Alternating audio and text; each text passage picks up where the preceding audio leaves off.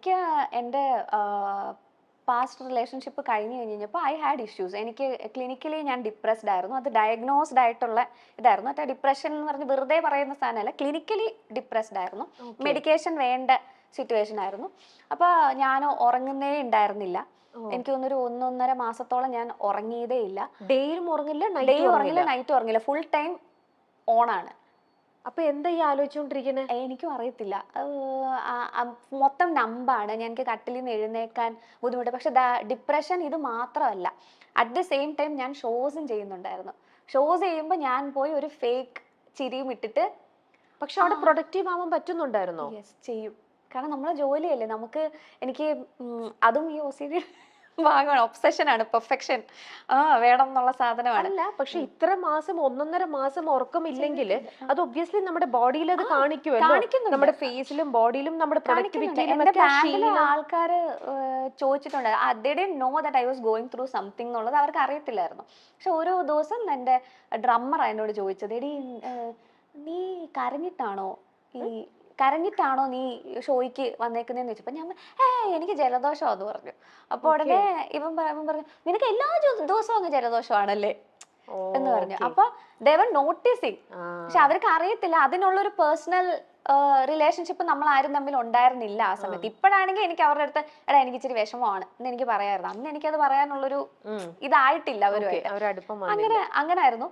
അപ്പൊ എനിക്കൊരു സ്റ്റേജ് എത്തിയപ്പോൾ എനിക്ക് മനസ്സിലായി ഞാൻ തന്നെ കൈവിട്ട് പൊക്കോണ്ടിരിക്കുവാന്ന് എനിക്ക് മനസ്സിലായി കഴിഞ്ഞപ്പോൾ ഐ വെന്റ് ഫോർ ഹെൽപ്പ് എടുത്തു കഴിഞ്ഞ് കഴിഞ്ഞപ്പോഴാണ് അവര് ഇൻ മിനിറ്റ്സ് അവര് റിയലൈസ് ചെയ്തു ഇത് ക്ലിനിക്കലി ഡിപ്രസ്ഡ് ആണെന്നുള്ള കാര്യം. ആദ്യം അത് കറക്റ്റ് ചെയ്യാനുള്ളതായിരുന്നു. പക്ഷെ അത് കറക്റ്റ് ചെയ്ത് സ്ലീപ്പും ഒന്ന് കറക്റ്റ് ചെയ്ത് കഴിഞ്ഞിട്ട് പിന്നെ കുറെ നാൾ ഐ വാസ് ഓക്കെ. കുറെ സാധനങ്ങൾ നമ്മൾ ഡീൽ ചെയ്യാതെ വെക്കും.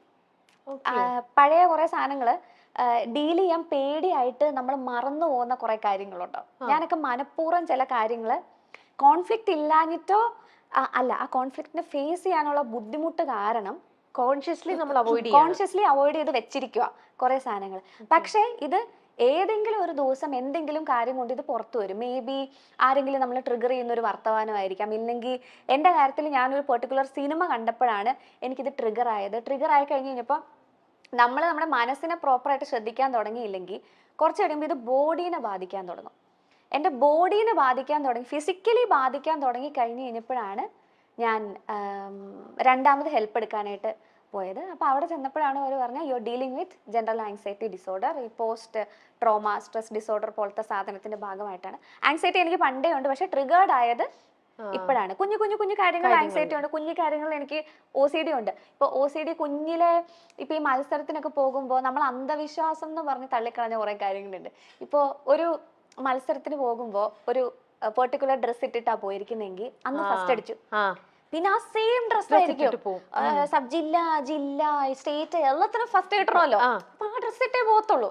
പക്ഷെ അത് അങ്ങനെ തോന്നുന്നതല്ല, OCD ആണല്ലേ ആയിരുന്നോന്ന് ഞാൻ ഇപ്പോഴാണ് റിയലൈസ് ചെയ്യുന്നത്. ഞങ്ങള് വിചാരിച്ചത് എന്റെ വീട്ടിലൊക്കെ അമ്മ പറയും എന്തൊരു അന്ധവിശ്വാസം ഈ പെണ്ണിന്, കാരണം ഇതിട്ടാ മാത്രമേ, കാരണം അമ്മ ഒരു നാണക്കേടാണ്, കൊച്ചിന് ഈ ഒരു ഉടുപ്പ് മാത്രമേ നാട്ടുകാർ ചിന്തിക്കത്തില്ല. അത് എനിക്ക് ഓർമ്മയുണ്ട്, ഒരു ബ്ലാക്ക് സ്കേർട്ടും ഒരു ലൈറ്റ് പിങ്ക് ടോപ്പും ആയിരുന്നു. ഈ കൊച്ചത് എന്തുവാണെന്ന് നാട്ടുകാർ ചിന്തിക്കത്തില്ലേ. ഇവരോർക്കും ദേവി ഇവർക്ക് ഈ കൊച്ചിനൊരു ഉടുപ്പ് മേടിച്ചു കൊടുക്കാൻ പൈസ ഇല്ലെന്നൊക്കെ അമ്മയൊക്കെ അങ്ങനെയാ ചിന്തിക്കുന്നത്, അമ്മയപ്പനൊക്കെ അങ്ങനെ ആയിരിക്കും ചിന്തിക്കുന്നത്. പക്ഷെ പിന്നെയാണ് നമ്മൾ ഇവരുടെ അടുത്ത് സംസാരിച്ചപ്പോഴാണ് ഓക്കെ ഫൈൻ, എല്ലാവരും ഇങ്ങനെ ചെയ്യുന്നത് ഇതായിരിക്കണമെന്നില്ല, എനിക്ക് ആയതുകൊണ്ടാണ് അല്ല ഫ്രീക്വൻസി ഇങ്ങനെ കൂടുമ്പോൾ അത് ഒബ്വിയസ്ലി അത് OCDയുടെ ലക്ഷണമാണല്ലോ. ഇത് മാറാത്ത സംഭവമൊന്നും അല്ല കേട്ടോ, നമുക്ക് മാനേജബിൾ ആണ്. അല്ല ഞാനിപ്പോ നമ്മൾ ഇത്രയും തുറന്ന് സംസാരിക്കുന്നോണ്ട് ഞാൻ ചോദിക്കാം, അപ്പൊ അങ്ങനെയാണെങ്കിൽ ഇങ്ങനെ ചെറുപ്പം മുതലേ OCD ക്യാരി ചെയ്യുന്ന ഒരു പേഴ്സണാലിറ്റി ആയതുകൊണ്ട് ഒരുപക്ഷെ ഇപ്പൊ ഈ റിലേഷൻ ബ്രേക്കപ്പ് ആവാനും കാരണം ഒരുപക്ഷെ ഈ OCD സിൻഡ്രോം ആയിരിക്കുമോ? OCD അല്ല, അതിന് അതിൻ്റെതായിട്ടുള്ള പ്രോപ്പർ റീസൺസ് ഉണ്ട്. പക്ഷേ ഐ കാൺ ഓക്കെ, റിവീൽ ചെയ്യാൻ പറ്റില്ല. റിവീൽ ചെയ്യില്ല. Okay, that's fine. അത് എത്തിക്സ്. അല്ലല്ല, അത് നിങ്ങളുടെ പേഴ്സണൽ അല്ല. ഞാൻ ചോദിക്കുന്നത് ഇപ്പൊ OCD കാരണമാണോ അത് എന്ന്. ഞാൻ നമ്മളിപ്പോ OCD-നെ കുറിച്ച് ഇത്രയും ഡീറ്റെയിൽ ആയിട്ട് സംസാരിച്ചുകൊണ്ട് ചോദിച്ചത്. ഇല്ല അതല്ല. Okay okay. അപ്പൊ അത് എപ്പോഴെങ്കിലും ഇങ്ങനെ നിങ്ങളുടെ ഒരു ലൈഫിലേക്ക് ഇപ്പം വളരുവാണല്ലോ, വളരുമ്പം ഇപ്പൊ കുഞ്ഞിലത്തെ കാര്യങ്ങൾ ഇപ്പൊ ഇത്രയും വലുതായപ്പോഴാണ് അഞ്ജു റിയലൈസ് ചെയ്യണത് അന്ന് ഞാൻ ചെയ്തതും ഈ OCD ഇല്ലെങ്കിൽ എന്റെ ആങ്സൈറ്റി ഇത് കാരണമാണെന്ന്. പിന്നീടും ഇതുപോലെ ക്യാരി ചെയ്ത് കൊണ്ടുപോയ കുറച്ച് ശീലങ്ങൾ ഇന്നും you find it really hard, അത് മാറ്റാൻ പറ്റുന്നില്ല. മാറ്റാൻ പറ്റാത്ത സാധനങ്ങൾ ഇപ്പൊ വളരെ കുറവാണ്. ഹെൽപ്പ് എടുത്ത് അതാ ഞാൻ പറയാം, OCD ആണെന്ന് കണ്ടുപിടിക്കപ്പെട്ടാൽ ഇത് മാറ്റാൻ ഞാൻ പറയത്തില്ല, മാനേജബിൾ ആക്കാം.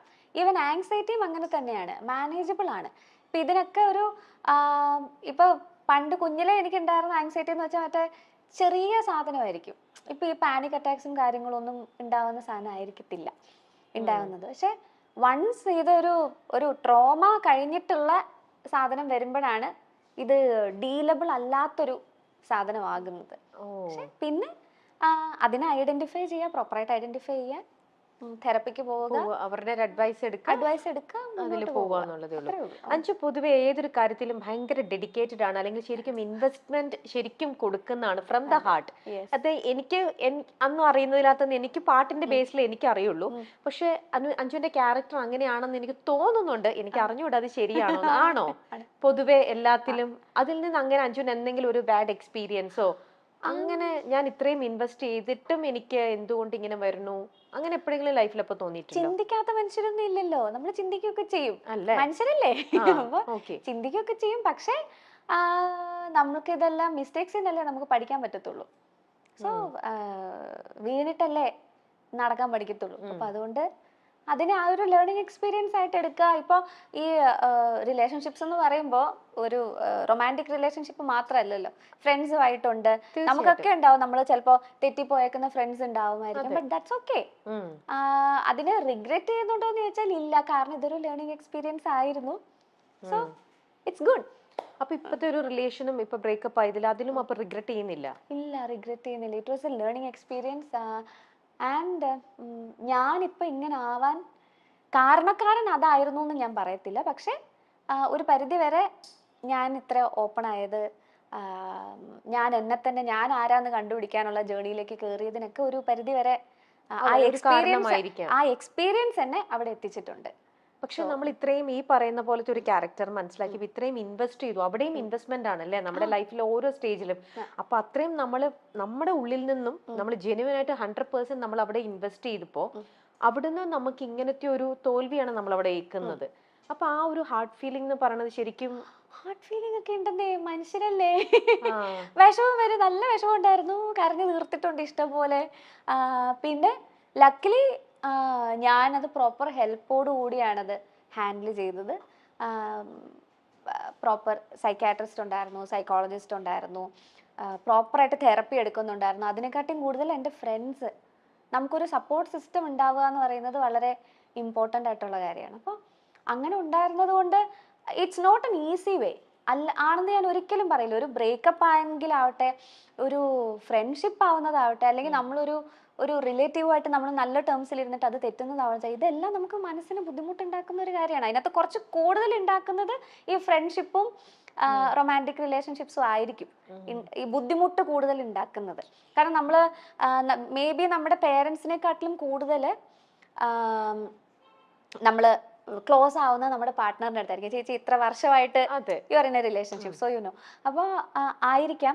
പക്ഷെ ഇറ്റ്സ് ഓക്കെ, തിങ്സ് ഹാപ്പൻ, ലൈഫല്ലേ, മുന്നോട്ട് പോയേ പറ്റത്തുള്ളൂ. നമുക്ക് ആർക്കും പോയി ആത്മഹത്യ ചെയ്യാനൊന്നും പറ്റത്തൊന്നുമില്ലല്ലോ. We have to move on. അപ്പൊ അത് ചെയ്യുക. ആൻഡ് തെറ്റായിട്ടുള്ളൊരു ധാരണയാണ് എനിക്ക് ഇപ്പോൾ ഉള്ള എൻ്റെ സൈക്യാട്രിസ്റ്റ് അല്ല, പക്ഷെ അതിന് മുന്നേ ഉണ്ടായിരുന്ന പുള്ളി എനിക്ക് പറഞ്ഞു തന്നൊരു കാര്യമുണ്ട്. ഇഫ് യു കനോട്ട്, എല്ലാവർക്കും ഉള്ളൊരു ചോദ്യമാണ്, how can you stop loving a person എന്നുള്ളത്. That's a big question, right? അത് എനിക്ക് കോൺസ്റ്റന്റ് ആയിട്ട് എനിക്ക് ഇൻസ്റ്റാഗ്രാമിൽ കുറേ പിള്ളേരുണ്ട്, കൊച്ചു പിള്ളേര് ഈ റിലേഷൻഷിപ്പിൽ പെട്ടിട്ട് നല്ല റിലേഷൻഷിപ്പിലായിട്ട് അവർക്ക് ബ്രേക്കപ്പ് ആയി കഴിഞ്ഞിട്ട് സഹിക്കാൻ പറ്റുന്നില്ല എന്ന് പറഞ്ഞ് വിളിക്കുന്ന പിള്ളേരുണ്ട്, കുറേ പേരുണ്ട്. അപ്പൊ ഇവരുടെ ഒക്കെ ഒരു മെയിൻ ചോദ്യമാണ്, how can we stop loving a person? അപ്പോൾ ഞാൻ പറയുന്നത് ശരിയാണോ എന്ന് എനിക്കറിയത്തില്ല. പക്ഷെ എനിക്ക് പുള്ളി അന്ന് പറഞ്ഞു തന്നൊരു sentence, you don't have to stop loving a person, പിന്നെ you can still love that person and choose not to be with them. How? That's possible. മുൻപാണ് ഗായിക അഞ്ജു ജോസഫ് വിവാഹിതയായത്. ആദിത്യ പരമേശ്വരനാണ് അഞ്ജുവിന്റെ വരൻ. രജിസ്റ്റർ ഓഫീസിൽ വെച്ചാണ് ഇവർ വിവാഹം ചെയ്തത്. ഇതിന്റെ വാർത്ത ചിത്രം പങ്കുവച്ചുകൊണ്ടാണ് അഞ്ജു പുറത്തുവിട്ടത്. നവംബർ 28-നായിരുന്നു വിവാഹം നടന്നത്. പിന്നാലെ റിസപ്ഷനും നടത്തിയിരുന്നു. മലയാളികൾക്ക് സുപരിചിതയായ ഗായികയാണ് അഞ്ജു ജോസഫ്. സംഗീത റിയാലിറ്റി ഷോയിലൂടെയാണ് അഞ്ജു കടന്നു വന്നത്. സോഷ്യൽ മീഡിയയിലും സജീവമാണ് അഞ്ജു ജോസഫ്. തന്റെ വിവാഹമോചനത്തെക്കുറിച്ചും വിഷാദ രോഗത്തെക്കുറിച്ചും ഒക്കെയുള്ള അഞ്ജുവിന്റെ വാക്കുകൾ വാർത്തയായിരുന്നു. താരം വിവാഹിതയായി എന്ന വാർത്ത പുറത്തുവന്നതോടെ നിരവധി പേരാണ് ആശംസകളുമായി എത്തിയത്. എന്നാൽ വലിയൊരു കടമ്പ കടന്നുകൊണ്ടാണ് അഞ്ജു ജോസഫ് രണ്ടാം വിവാഹത്തിലേക്ക് എത്തിയത്. ഡിപ്രഷനും കണ്ണീരും ഒക്കെ നിറഞ്ഞ നാളുകൾ താണ്ടിക്കൊണ്ടാണ് അഞ്ജു ജോസഫ് ജീവിതത്തിലേക്ക് തിരിച്ചു വന്നത്. ഇതിനെക്കുറിച്ച് താരം തന്നെ തുറന്നു പറഞ്ഞിട്ടുമുണ്ട്. സിനിമയായിരുന്നു അഞ്ജുവിന്റെ സ്വപ്നം. ഇതിനിടെയാണ് റിയാലിറ്റി ഷോയിൽ എത്തിയത്. ഷോയിലൂടെ പ്രശസ്തി നേടാൻ അഞ്ജുവിന് കഴിഞ്ഞു. ഷോകളും താരത്തിനെ തേടിയെത്തി. ലോകത്തിന്റെ പല ഭാഗങ്ങളിലും ഷോകൾ അവതരിപ്പിക്കാൻ സാധിച്ചു. എന്നാൽ അപ്പോഴും സിനിമ എന്ന സ്വപ്നത്തിലേക്ക് എത്താൻ അഞ്ജുവിന് കഴിഞ്ഞില്ല. അതോടെ അഞ്ജു അവസരം ചോദിക്കാൻ തുടങ്ങി. അങ്ങനെ അവസരം ചോദിച്ചു നടക്കുമ്പോൾ താൻ കേട്ട തന്നെ തളർത്തിയ കമന്റായിരുന്നു ശബ്ദം കൊള്ളില്ല എന്നത്. അതോടെ ആത്മവിശ്വാസം പോയി, പാടാൻ ധൈര്യമില്ലാതായി എന്നും താരം പറഞ്ഞു. ഈ പ്രശ്നങ്ങളൊക്കെ നടക്കുന്ന സമയത്താണ് അഞ്ജു വിവാഹിതയായത്. എന്നാൽ ആ ദാമ്പത്യ ജീവിതത്തിന് അധികനാൾ ആയുസ്സുണ്ടായില്ല. വൈകാതെ തന്നെ വിവാഹമോചനവും നടന്നു. അത് തന്റെ മാനസികാരോഗ്യത്തെ തകർത്തു കളഞ്ഞു എന്നാണ് അഞ്ജു പറയുന്നത്. ജീവിതത്തിലും കരിയറിലും എല്ലാം തോറ്റുപോയി എന്ന ചിന്ത വന്നു. ഡിപ്രഷൻ അടക്കം പല പ്രശ്നങ്ങളും അനുഭവിച്ചു. അതിനിടയിലും ഷോ ചെയ്യുന്നുണ്ടായിരുന്നു. ഷോയ്ക്ക് പോകുന്ന ദിവസം രാവിലെ ഇരുന്ന് കരയും, അല്ലെങ്കിൽ സ്റ്റേജിൽ കയറുന്നതിന് മുന്നേ ഇരുന്ന് കരയുകയാണ് താൻ ചെയ്യാറുള്ളത്. ആ സമയത്ത് ആത്മഹത്യ ചെയ്യുന്നതിനെ കുറിച്ച് പോലും അഞ്ജു ചിന്തിച്ചിരുന്നു. 1-2 മാസം ഉറക്കമില്ലാതെ ഇരുന്ന് കരഞ്ഞിട്ടുണ്ട്. എങ്ങനെ അതിൽ നിന്നും കയറി വരണമെന്ന് അറിയില്ലായിരുന്നു. ആ അവസ്ഥയിൽ നിന്നും പുറത്തു വരാൻ കാരണം തെറാപ്പിയും സുഹൃത്തുക്കളുമാണെന്നാണ് അഞ്ജു പറയുന്നത്. ആ വേദനകളിൽ നിന്നും പുറത്തു വന്ന അഞ്ജു സ്വന്തമായി ബാൻഡ് ഒരുക്കുകയും സംഗീതം തയ്യാറാക്കുകയും ചെയ്തു.